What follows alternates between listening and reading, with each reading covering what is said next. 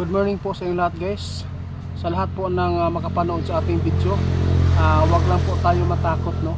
Kung ano man po ang marinig po ninyo sa nakita natin na mangyayari sa taong ito.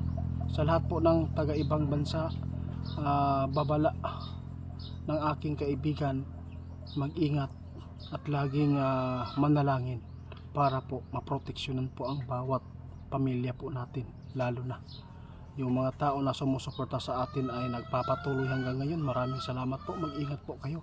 Mayroon lang po akong i-share na nakita natin na ito ang mangyayari sa taong ito. Ito po yung taon na sinabi ng ating kaibigan ay sobrang napakasama. Unang-una, kung bakit nasabi po natin, hindi pa nag-umpisa ang pagtungtong ng 2026, marami na pong mga sign na ipinapakita sa tao. Ngayon, nabuo na ang bagyong Ada.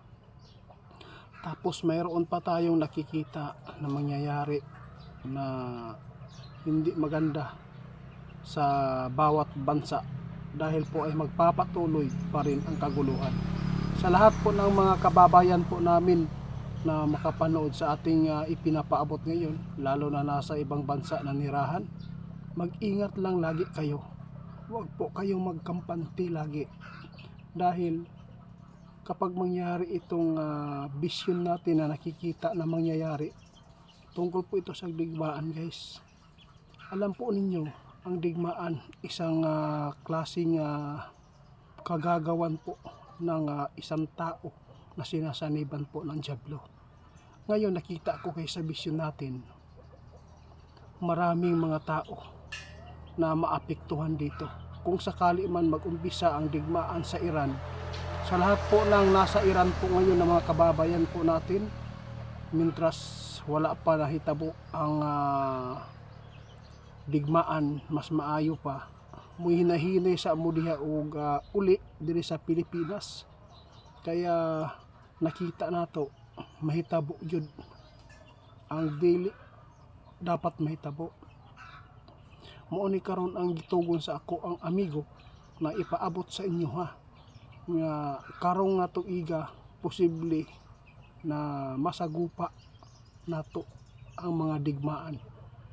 Kung sakali man magkaroon ng digmaan, maraming tao na pwedeng madamay dito, lalo na ang Iran ay mayroon pong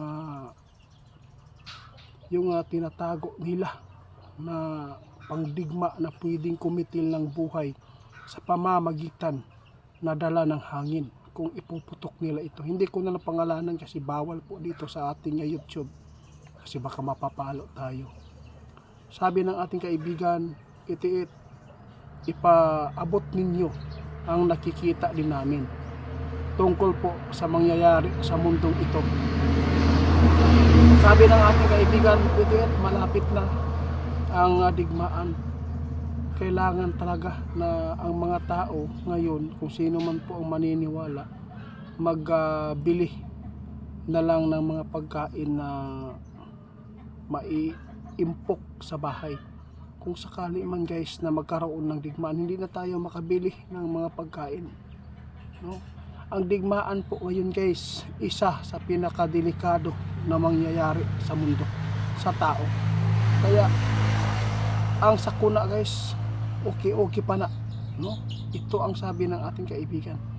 Kung ang digmaan guys na pang World War III, pang daigdigang giyera, kasi po matirang matibay po yan ng mga bansa. Kaya nagpaalala po kami, kung marapatin po ninyo natanggapin itong ipinapaabot namin, mas maganda. Swerte po ang mga tao ngayon na naghahanda, dahil po alam po ninyo guys, nakikita ninyo sa balita ngayon sa Iran at Amerika, medyo hindi maganda po ang tawag dito, yung pag-uunawaan nila, no? Hindi maganda po ang relasyon nila. Kaya alam po ninyo guys, lalo na ang Amerika, napakaraming gustong magpapagsak sa Amerika, dahil walang iba po ang pinakamakapangyarihan dito na bansa, ang Amerika. Kaya wala na pong dito guys, wala na po tayong nakikita dito na ikakabuti ito sa tao, kundi nakakasama. Kasi kahit po Pilipino guys, kapag nagkaroon ng gera, hindi na yan respetuhin po yung mga tao doon na madadamay sa kaguluhan. Kaya nagbabala po kami, ito po ang nakita namin na mangyayari sa mundong ito, sa taong ito, no, na masasagupa natin po ang hindi pa natin nasasagupa noon. Sa Pilipinas hindi pa po tayo nakatry na magkaroon po ng digmaan sa Pilipinas at doon sa ibang bansa. Ano kaya ang idipinsa ng Pilipinas kung sakali man na magkaroon? Kaya sa lahat ng makapanood nito, sana po magustuhan po ninyo itong babala na inihatid ko sa inyo. Yung mga kababayan po natin sa ibang bansa ngayon, maghanda po kayo. Sinabi po ng ating kaibigan na kung mayroon man tayo mga kababayan sa Iran ngayon, kailangan hanggat hindi pa dumating ang punto na nagkaroon po ng digmaan ang Iran at ang USA, yung Amerika, no, mas maganda talaga na magpalamig muna kayo dito sa Pilipinas.